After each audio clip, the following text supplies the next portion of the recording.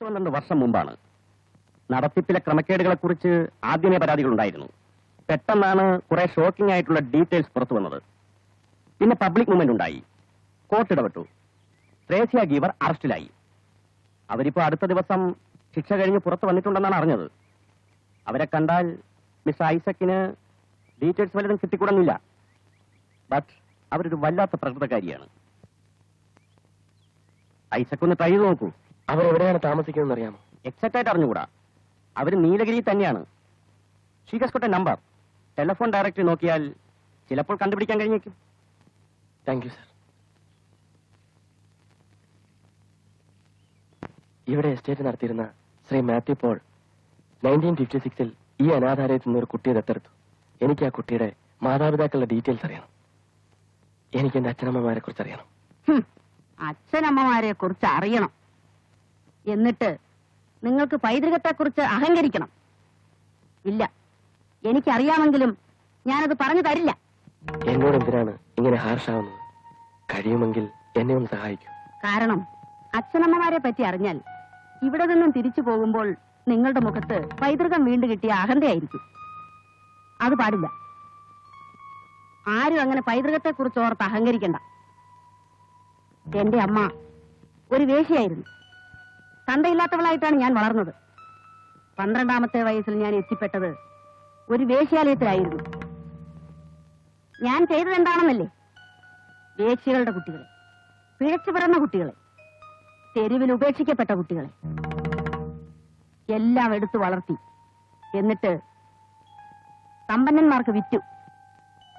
എന്റെ അനാഥാലയത്തിൽ നിന്ന് ദത്തെടുക്കപ്പെട്ട കുഞ്ഞുങ്ങളുടെ മാതാപിതാക്കളുടെ വിവരം ഞാൻ ആർക്കും കൊടുത്തിട്ടില്ല. എല്ലാം ഞാൻ നശിപ്പിച്ചു. കരുതിക്കൂട്ടി.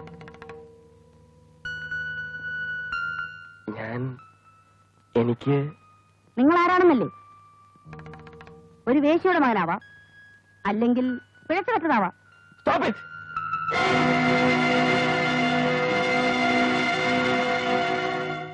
മോൾക്ക് ദുഃഖം ഉണ്ടാവും, ശരിയാണ്. എന്നെങ്കിലും മോൾക്ക് ദുഃഖം സഹിക്കാൻ കഴിയാതെ ആവുമ്പോ ടീച്ചറിന്റെ ഇതുവരെ പറയാത്ത കഥ ടീച്ചർ പറഞ്ഞുതരാം. അത് കേട്ട് കഴിയുമ്പോ മോൾക്കെല്ലാം സഹിക്കാനാവും. ഐസക്കിന്റെ ഈ ഭ്രാന്തമായ ആവേശം എപ്പോഴാ കെട്ടടങ്ങാന്നറിയില്ല. ഇതിനു മുമ്പ് ഒരിക്കലും ഡാഡി എന്നോട് കണിശമായി പെരുമാറിയിട്ടില്ല. പക്ഷെ ഇപ്പോ എല്ലാവർക്കും സ്വന്തം എന്നത് പ്രിയങ്കരമാണ്. ഗ്ലാഡിമോളുടെ ഡാഡിക്ക് മോള് സ്വന്തമാകണം. ഐസക്കിന് സ്വന്തം അച്ഛനമ്മമാരെ കാണണം. എല്ലാവർക്കും വേണം ആരെങ്കിലുമൊക്കെ സ്വന്തമായിട്ട്. പക്ഷെ ടീച്ചർ, ഒന്ന് സ്വന്തമായി തീരുമ്പോ മറ്റൊന്ന് നഷ്ടപ്പെടാന്ന് വന്നാൽ ആ നഷ്ടത്തിനെയും സ്വന്തമാക്കണം. നീ ദുഃഖിക്കണമെന്നല്ല പറയുന്നത്. ജീവിതം വളരെ വിചിത്രമാണ്. ഒരിക്കലും അതിന് വഴങ്ങരുത്. എല്ലായ്പ്പോഴും പൊരുതി നിൽക്കണം.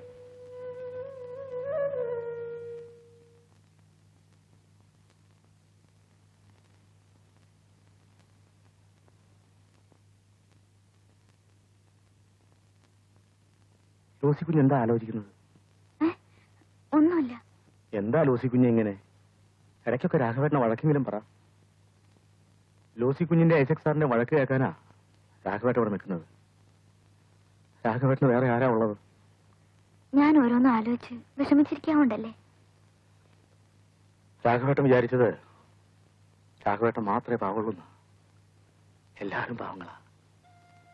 ലൂസിക്കുഞ്ഞ് അറിയൂ, ഐസക് സാർ കുഞ്ഞായിരുന്നപ്പോ രാഘവേട്ടൻ മാത്രം ഉണ്ണിന്നാ വിളിച്ചിരുന്നേ. എന്റെ രാഘവേട്ടന്റെ ഉണ്ണി രാഘവേട്ടന്റെ തോളോളം മാറുന്നു. വലിയ ഡോക്ടറായപ്പോ രാഘവേട്ടൻ സാറേന്ന് വിളിക്കാൻ തുടങ്ങി. എന്റെ ഉണ്ണി പോയതിൽ എനിക്ക് വിഷമമില്ലെന്നാണ്. പക്ഷെ നമ്മളെ വിട്ടിട്ട് അവൻ എവിടെയും പോവില്ല. എന്റെ ഉണ്ണി വരും.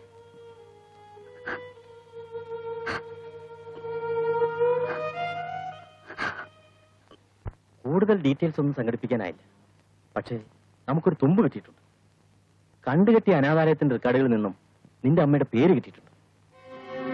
അവരുടെ പേര് സാറാ തോമസ് എന്നാണ്. സാറാ തോമസ്. അവരൊരു കോളേജ് അധ്യാപികയായിരുന്നു. അതുകൊണ്ട് നമുക്ക് എഡ്യൂക്കേഷൻ ഡിപ്പാർട്ട്മെന്റിനെ അപ്രോച്ച് ചെയ്യാം. അച്ഛനെ കുറിച്ചുള്ള വിവരങ്ങളൊന്നും തന്നെ രജിസ്റ്ററിൽ കാണുന്നില്ല.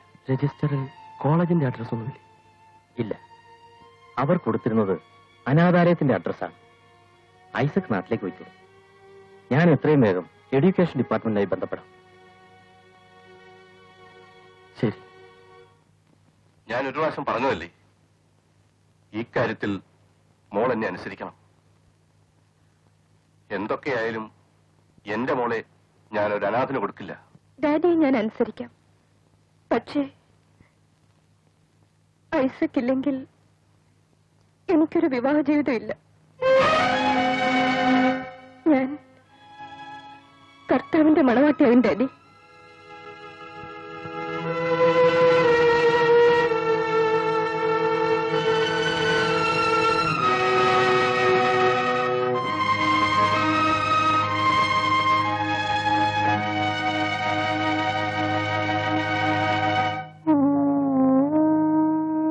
പറഞ്ഞു എനിക്ക് സെലക്ഷൻ അറിഞ്ഞൂടാന്ന്. ദാ നോക്ക് എന്ത് പാച്ച.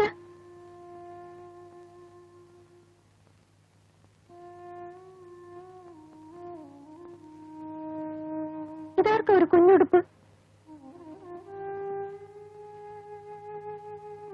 ഇത് ഡാഡിക്കാ? പാക്ക് ചെയ്തപ്പോ അറിയാതെ പെട്ടതായിരിക്കും. ഇതെന്തിനാ ഡാഡി? നമുക്ക് തിരിച്ചു കൊടുക്കാം. 6275. ഡാഡി എന്റെ ബില്ല് പേ ചെയ്തോളാം. ഇനി ഇത് തിരിച്ചു കൊടുക്കണ്ട. എന്നിട്ട് എന്തിനാ? ഡാഡിക്ക് കൊടുക്കാനാ? അത് ഡാഡിയുടെ മോൾക്കൊരു കുഞ്ഞുണ്ടാകുമ്പോ അവക്ക്. അത് അവനാണെങ്കിലോ ഡാഡി? ഞാൻ കർത്താവിന്റെ മണവാട്ടിയാവും ഡാഡി.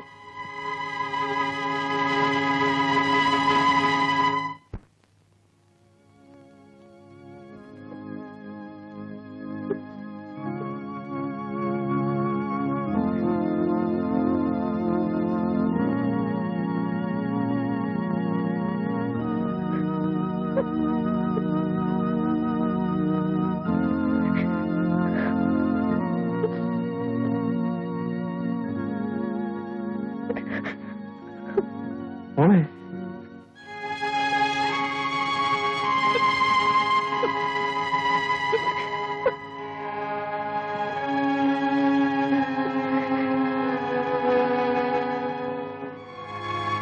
മോള് കർത്താവിന്റെ മണവാട്ടിയാവണ്ട. മോളുടെ ഇഷ്ടത്തിനവരായി ഡാഡി ഒന്നും ചെയ്യില്ല. ഡാഡിക്ക് മോളോട് ദേഷ്യമുണ്ടോ?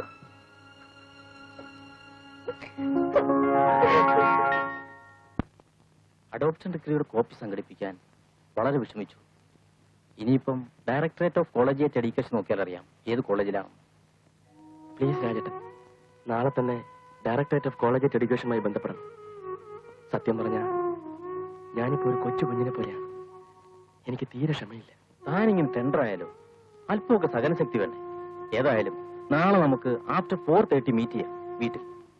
നാട്ടിൽ വേറെ പ്രോബ്ലംസ് ഒന്നും ഇല്ലല്ലോ. ധാരാളം. പക്ഷേ ഞാനൊന്നും ശ്രദ്ധിക്കാനുള്ള മൂഡിലല്ല. ഏതായാലും നമുക്ക് നാളെ മീറ്റ് ചെയ്യാം. 8:30 എനിക്കൊരു അപ്പോയിന്റ്മെന്റ്.